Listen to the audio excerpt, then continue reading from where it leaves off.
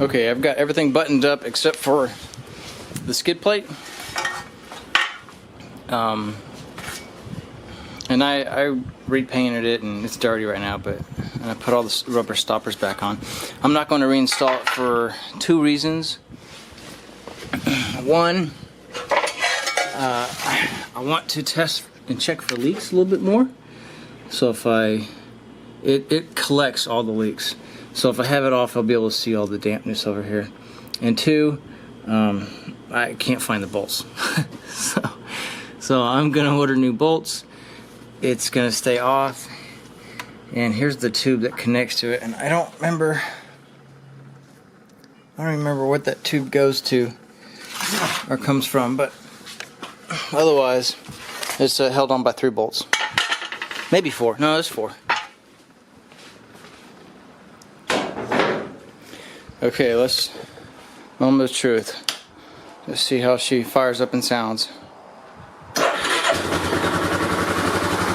Fires right up.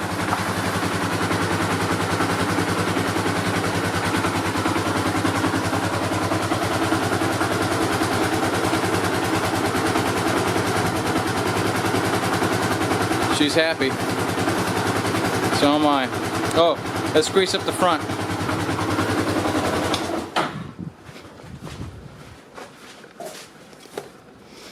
We've got a few grease zerks we need to hit up. Let's do that now before we forget. We need to turn the steering wheel forward, left, and right.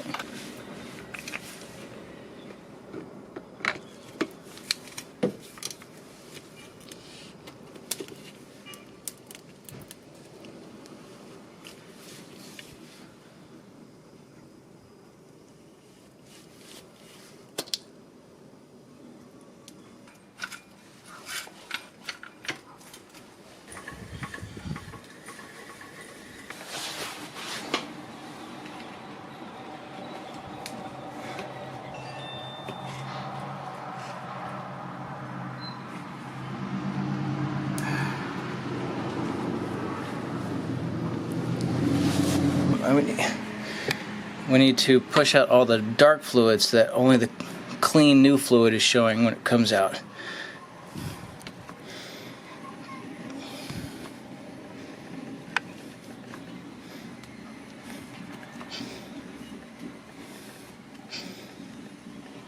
There it goes. I can see the red fluid now. That is good.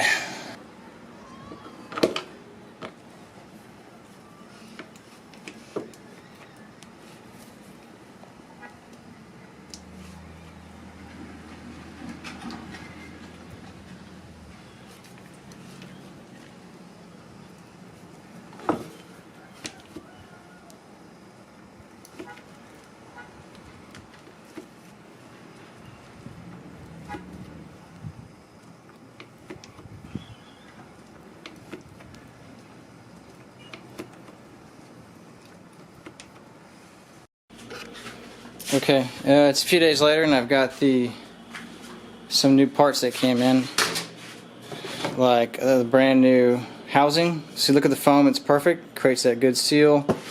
And this was my old damaged foam that had nothing left in it. So I thought I ordered the new element, the filter, but I guess I didn't, or maybe they were out of stock. So let's clean this old one up, put it on there, and they'll reinsert all that. A few other parts came in. The lug nuts that were missing, that have fallen off, came in. Also a new, what is that? I wonder if that's the seal that goes around the air box, although it's cut at the end. It's kind of bizarre. Got some new lock washers for when I take that sub transmission off. Axle housing seals. When I take the axle out, here's the backing plate for the air filter. This feels like a bearing. Yep, that's the bearing for the PTO clutch that is going out, that we think is going out. And then here's the new bolts for our wheels. So let's put those new bolts on, and a few more lock washers. This was the correct lock washer for the sub transmission, I think. I just pulled it out, but for the sub transmission washer, and that looks like it. What are those? I don't know what that is. That might be something that attaches to the drive shaft. But I ordered a bunch of those little things that I know that are going to be broken when I do that major repair. Okay, so let's assemble the new filter. Look how great that looks. So I thought this was an outer filter and an inner filter, but they are mated. It's gonna be weird to have to clean this. Maybe I can pull it off and clean it like that. Anyway, so it's not two filters with an outer and an inner. It's one solid thing. So regular detergent, scrubbing stuff, rinse it out and hit it with the oil spray, and then that should be clean.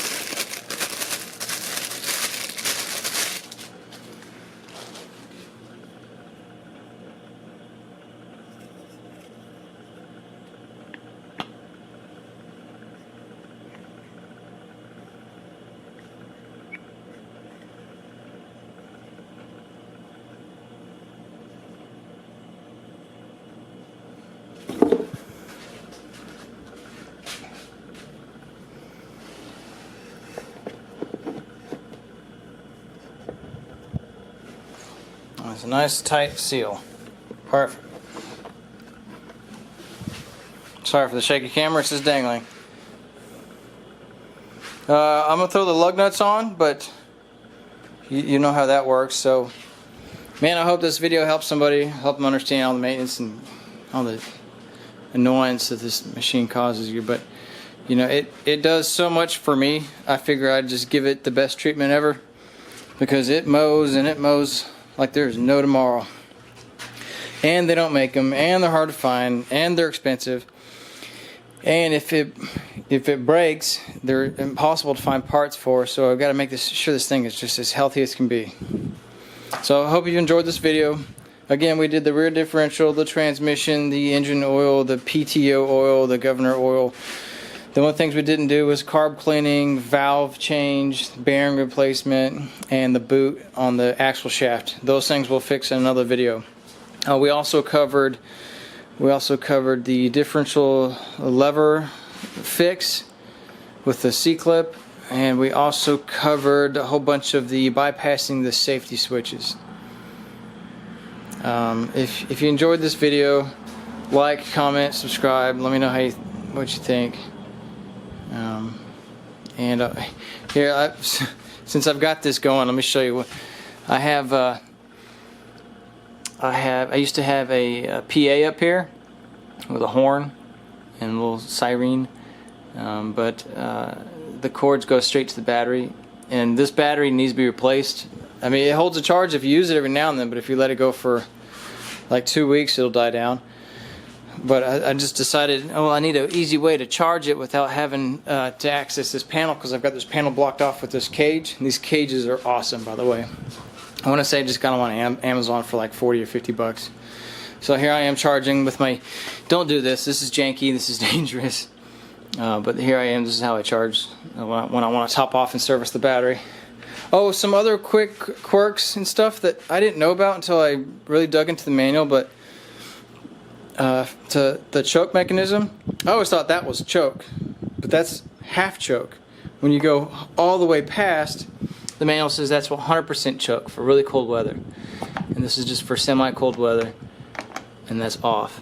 Also, I never knew that the governor was adjustable. I always thought to turn this on, you hold this at max, then engage the PTO, and then it locks. Of course, I read the manual, and it's adjustable. So as you're cruising and you want to slow it down and like have a conversation with the neighbor, or I guess it would only really be effective if you had like the sprayer or the pump, or you wanted to turn the tiller down to real low, but you can adjust the RPMs of the governor, and it stays in each position while the thing is locked. I didn't know that. I always thought it was full throttle all the time. And of course, when you bypass all the safeties, and if you're wondering why would you do that, what need is that to do? I'd like using the locking differential in high gear whenever I'm going through mud or something where you need inertia to plow through. And when you're on that low gear, it just limits your speed. Also, I like to mow in high speed first gear, because that is almost equivalent to low gear fifth gear. And it's okay, why do you want to do that? Well, instead of having to bang through 5 gears every single time I'm starting from a stop, if I'm in high gear, all I can do is just go to first gear, and then I'm at my cruising speed. And I don't have to bang through all those. Now, the speeds are great when you're going around obstacles, you need to go slow. But I've got a huge 2-acre giant field on both sides. And it goes for 2 acres back. So that's why I disabled all this stuff. Also here, if you want to know how to put the winch on, here's quickly what I did. On this back brace, I sanded it down and welded 2 bolts pointing out. Over welded them, and then you buy 2 of these winch plates from Harbor Freight, and I bought the Harbor Freight 2,500 pound winch, and then that just bolted straight on, and then those 2 plates bolt on, and it is so powerful. I use it to move pallets so I can mow.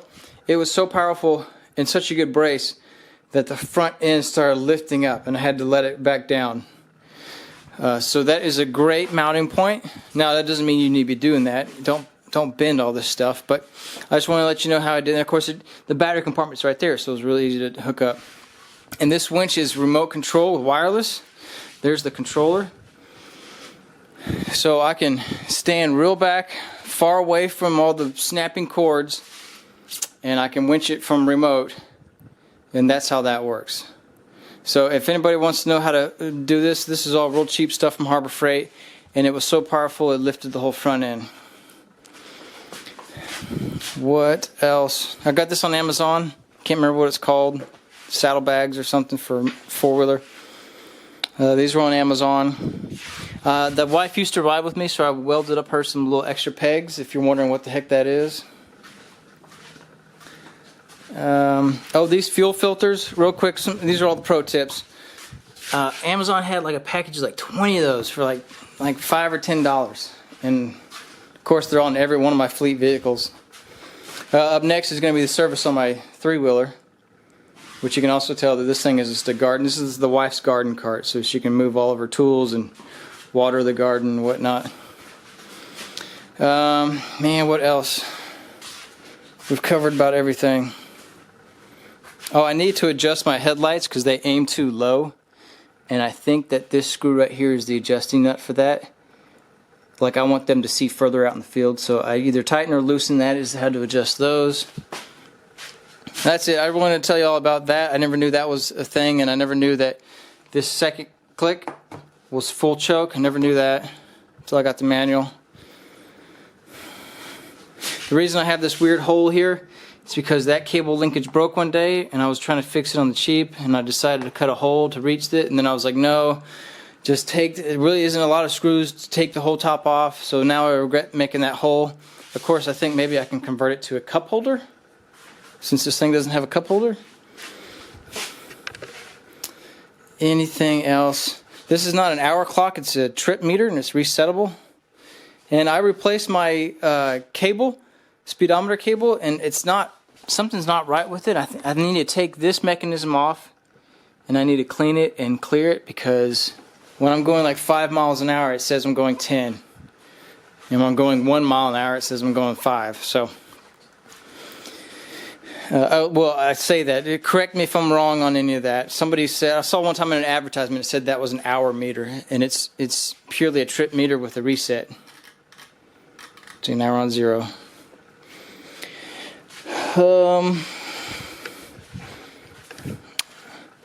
What else? I think that's it. Oh, the rating for the tires. Oh man, I forget what it is now. I need to look at it. But it's like 3.6 psi is what you're supposed to be running in those. Something super low. So don't be filling it up to like the 15 or 20, whatever the wheel says. You're supposed to be rocking like 3.6 pounds. And I don't even have a gauge that goes that low. I have one that shows half increments, so they're all set at like 3.5. Oh, pro tip again, real quick, while I've got you here. When hooking up the brush hog mower, and yeah, I need to make some videos on that too, because I've replaced all the belts and stuff on that a whole bunch of times. Pro tip on the brush hog mower, hooking it up. When you back the brush hog up and you're taking it off and you're parking it for a few days, park it on top of some boards so it kind of raises a little bit, like just a half-inch, 1-inch board, and it makes it remounting easier. Also, pro tip, when you've got it backed up against the brush hog and you're trying to align these things, it's kind of a pain in the butt. You can take off some of the, you set it down to the floor and it relaxes the bar, but there's always, this side over here is always either half-inch too low or half-inch too high, and I either have to like jump on it or pull the suspension down. But pro tip is, while it's all aligned, you start letting some air out of this tire, and it brings this perfectly into alignment so you can push that pin through, and then you just squirt a little bit of air in there, because sometimes it takes like a long, frustrating time to hook up the brush hog. But that pro tip right there will save you a lot of bouncing and pushing and having somebody jump on it to align those grooves. Anything else? Any other pro tips? Oh, if you see these things, man, scoop them up. Scoop them up and hold, and don't ever sell your Terrapro. You hang on to that thing until you die, because they're not making any more of these. Now, if John Deere made one of these right now, and they made all those implements for it, I'd go pay top dollar for one, because I hate the idea of having an expensive zero turn that I only use for a few hours once every 2 to 3 weeks. But this is so great that I can take off that mower and use this thing every day to check the mail and feed the chickens and whatnot, and then only use that mower once every 2 to 3 weeks for those hours. So this thing is great. Having that multi-tool is absolutely awesome. Here's where I clipped the little walkie-talkie radio. Here's the speed adjuster. Where is it at? I've never actually done it before. There is a top-end high-speed adjuster screw right here. Now, I don't remember which way it goes, but if yours doesn't go very fast, or you want it to go faster, you either back this in or push it out, and it allows the throttle to have more control. But mine already flies, so I'm sure that's set pretty high. I bet you push it in to set the top speed, in case you want to train like a kid or something. Oh, we're going to adjust the fan belt in another video too, so stand by for that. So the other video was going to be the bearings, the boots, and I need help finding one of those boots. The fan belt, and a valve adjustment. All right, man. Thanks. I'm sorry. This video is like 2 hours long, but I mean, that was a lot of service that we did. There's 5 oil changes you have to do in this thing, and there's belts all over the place. So, and I haven't tested those belts out yet, so well, I'll let you know how those go. Somebody online recommended that those were a good replacement. And there's a way to adjust that spring. The spring is supposed to be set with a special tool to a certain length for the PTO belt. You can see them right now. They're kind of hanging off. But that's okay. We'll figure that out later. I'll do that off screen and let you know and recap. Thanks so much for watching the video. Hope your Yamaha Terrapro is as serviced and as well kept as mine. Because if you guys are breaking them, that means y'all are taking all the spare parts, and there's not that many of them. So keep these things alive for my sake, so I don't have to spend $40-something on this. This was like a $40 part right here. Can you believe that?